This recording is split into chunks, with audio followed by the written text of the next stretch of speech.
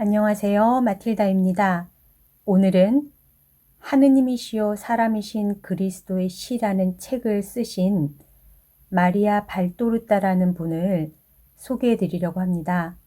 앞으로 이분의 글을 많이 소개해 드릴 예정이기 때문에, 그리고 이분의 생애가 또 얼마나 하느님 안에서 특별했는지 알려드리는 것이 좋을 것 같다고 생각해서 오늘 동영상을 준비해 봤습니다.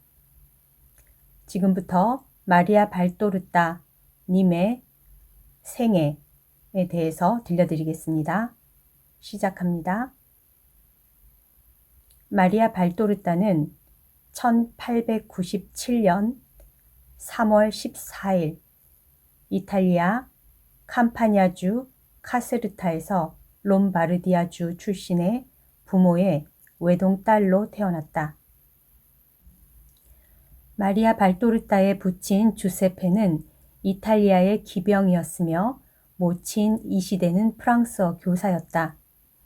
7세 때 그녀는 마르첼로 수녀원 부속 여학교에 입학하였으며 12세 때 기숙학교로 들어갔다. 아버지가 군인이었기 때문에 그녀의 가족은 이탈리아 근처로 이사를 갔으며 그곳에서 다양한 고전을 접하게 되면서 이탈리아 문학 공부를 할 수 있게 되었다. 그녀는 착한 사마리아인 간호사 협회 회원으로 입회하여 피렌체에 있는 군 병원에서 18개월간 봉사하였다. 1920년 3월 17일 마리아 발도르다가 23세 때의 일이다.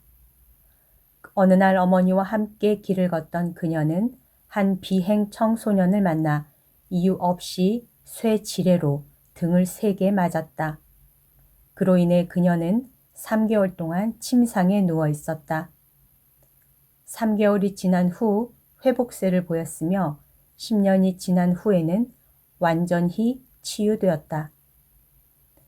하지만 당시 충격으로 인한 합병증으로 인하여 결국 마리아 발도르타는 1934년 이후 28년간 침상에 머물게 되었다.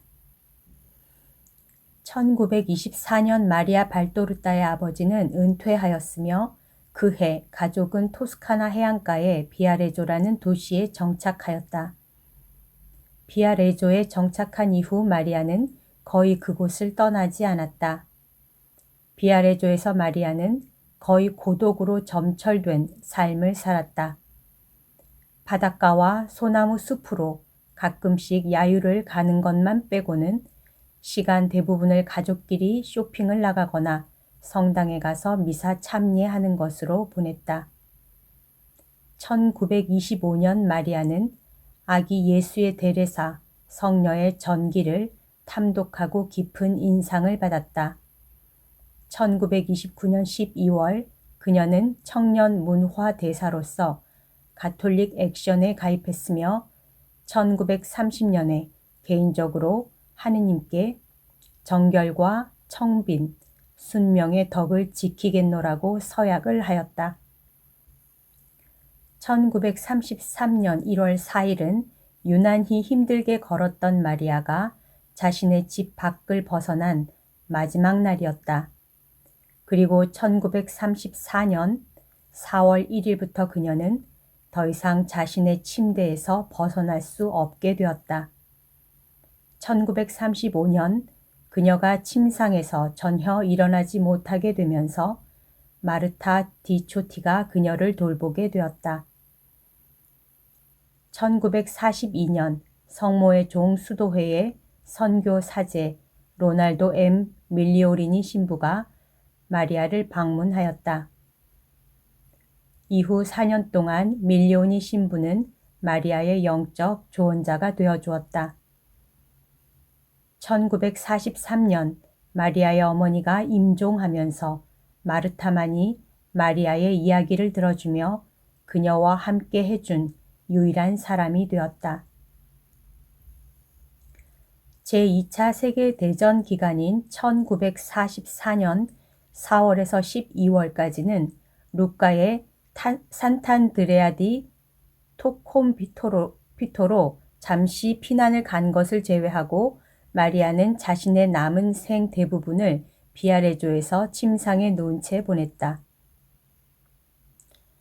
1943년 초 마리아 발도르타가 9년간 건강 상태가 안 좋아졌을 때 그녀의 고해 사제이자 영적 조언자였던 밀리오니 신부가 그녀에게 자서전을 한번 써보라고 충고하였다. 처음에는 주저하던 마리아는 이윽고 그의 의견에 동의하여 약 2개월 후에 수백 페이지의 글을 손수 집필하였다. 1943년 4월 23일 성금요일 아침 마리아 발도르타는 침상에 누운 채 마르타 디초티를 불러 갑자기 자신에게 자기가 말해주는 대로 받아 글을 쓰라는 정체불명의 목소리가 들린다고 말하였다. 마르타는 마리아가 듣는다는 그 정체불명의 목소리에 대해 밀리오니 신부에게 말해 주었다. 밀리오니 신부는 곧바로 마리아에게 와서 그녀에게 목소리의 지시에 따라 그대로 받아 적으라고 말해 주었고 그녀가 받아 적을 노트를 계속해서 보내주었다.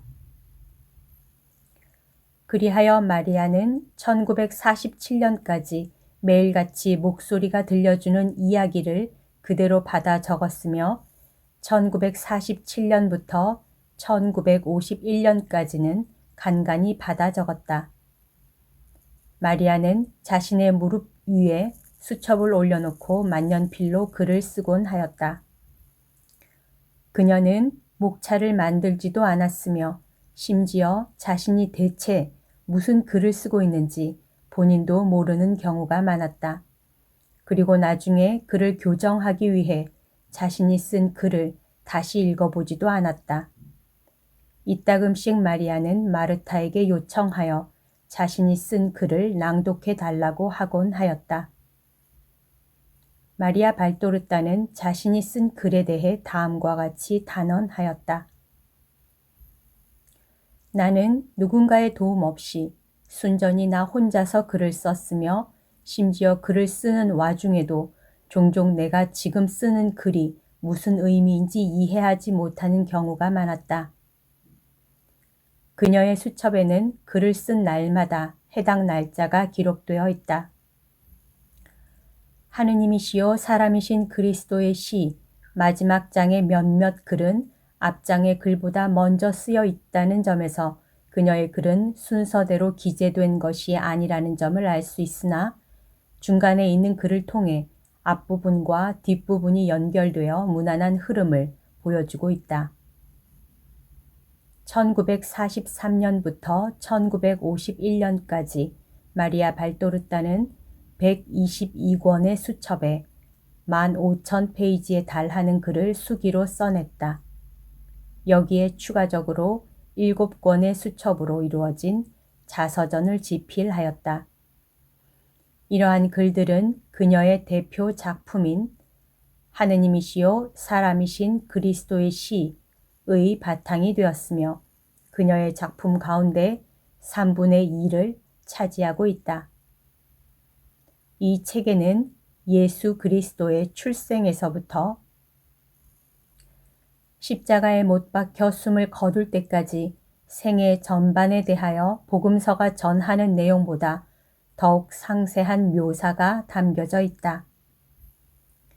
가령 가나의 혼인잔치 같은 경우 복음서에는 간단히 대략적인 모습만 나와 있지만 하느님이시요 사람이신 그리스도의 시에는 훨씬 방대한 내용에 거기에 참석한 사람들 사이에 나누었던 대화까지 포함되어 있다. 그 밖에도 갈릴레아 전역을 돌아다녔던 그리스도의 여러 행적과 12 제자들과 나누었던 대화까지 묘사되어 있다. 수기로 직접 쓴 이 글의 특징은 전혀 정정이나 수정, 가필 등의 흔적이 전혀 없으며 흡사, 받아쓰기와 비슷해 보인다는 것이다. 그리고 환시를 목격하는 동안 종종 심장 발작과 폐 질환으로 고통받았다는 사실은 글의 자연스러운 흐름을 더욱 특이하게 만들었다. 그리고 책에서 나오는 다른 이들의 어법과는 달리 예수의 어법은 독특하면서도 눈에 띄는 톤과 스타일을 가지고 있다는 사실은 독자들로 하여금 깊은 인상을 안겨준다. 또한 마리아는 이탈리아를 떠나 다른 나라를 가본 적이 전혀 없었을 뿐더러 일상 대부분을 침상에서 누워 지냈다는 사실을 참작해 볼 때 그녀의 글에 나타난 성지 예루살렘에 대한 지식은 놀라운 정도였다. 지리학자 비토리오 트레디치는 팔레스타인 지역의 지리적 광물학적 특징에 대한 그녀의 수기에 나와 있는 상세한 설명은 도저히 설명할 길이 없다고 결론을 내렸다. 성경학자인 드리푸스 신부는 그녀의 수기에는 성경에 나와 있지 않은 겨우 소수의 전문가만 알고 있는 이스라엘의 몇몇 마을에 아주 작은 마을의 이름들도 열거되어 있다는 사실을 지적하였다. 마리아 발도르타는 1961년 64세를 일기로 비아레조에서 사망하여 그곳에 안장되었다. 1973년 교회로부터 허락을 받아 그녀의 유해는 산티시마 안누치아타 디 프렌체 대수도원 부속 경당에 옮겨졌으며 묘비에는 거룩한 글을 쓴 작가라는 비문이 새겨졌다. 수년이 흐르면서 마리아 발도르타의 수기에 대한 지지가 바티칸 내에서 점차 확산되어 갔다. 로만 다닐락 주교와 수사 파키암 대주교는 하느님이시요 사람이신 그리스도의 시에 대한 출판 허가를 공식적으로 승인하였다. 하지만 교황청의 공식 입장은 불분명하다.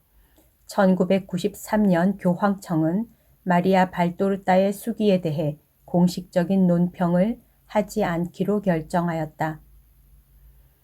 현재 마리아 발도르타가 받은 사적 계시와 그녀의 수기인 하느님이시요 사람이신 그리스도의 시에 대한 교황청의 공식 입장은 책의 출판과 보급을 반대하지 않는다는 것이다.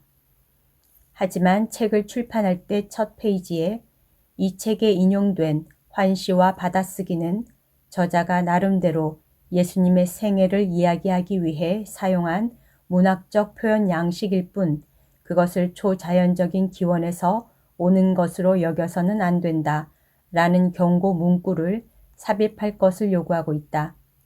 즉, 책을 자유롭게 읽되 그 내용을 초자연적인 기원에서 오는 것으로 여기지 말라는 것이다. 여기까지가 위키백과에서 소개하고 있는 마리아 발도르타의 생애에 대한 내용입니다. 그리고 이분의 대표 저서인 하느님이시요 사람이신 그리스도의 시 책 소개에 보면 비오 12세 교황과 추기경님, 주교님, 신부님들의 많은 추천의 글들이 있습니다.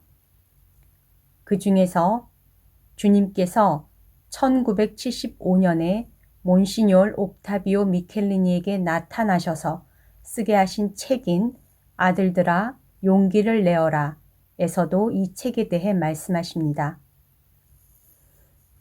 나는 제물이 된 영혼인 마리아 발도르타로 하여금 내 말을 받아쓰게 하여 놀라운 저서가 되도록 하였다. 이 작품의 저자는 물론 나 예수이다. 그러나 너가 알다시피 사탄이 길길이 뛰며 분통을 터뜨렸던 것이다. 단지 읽기만 할 것이 아니라 연구하고 묵상한다면 수많은 영혼들이 엄청난 선익을 얻게 되련마는 그만큼 이 책은 진실하고 견실한 영적 양식의 원천이다. 그러나 이는 새로워진 교회 안에서라야 큰 성공을 거두리라고 되어 있는 책이다. 현재는 사람들이 숱하게 발간되는 거만한 신학자들의 쓰레기 같은 책이나 잡지를 더 좋아하고 있는 것이다. 저는 이 책을 다 읽었습니다. 이 책을 읽게 된 계기는 신부님 강의를 통해서 알게 되었는데요. 이범주 바오로 신부님과 그 다음에 요셉 신부님, 전삼용 요셉 신부님 강의를 들으면서 이 책에 대한 소개를 해주셔서 궁금해서 읽기 시작했는데 정말 너무너무 추천드립니다.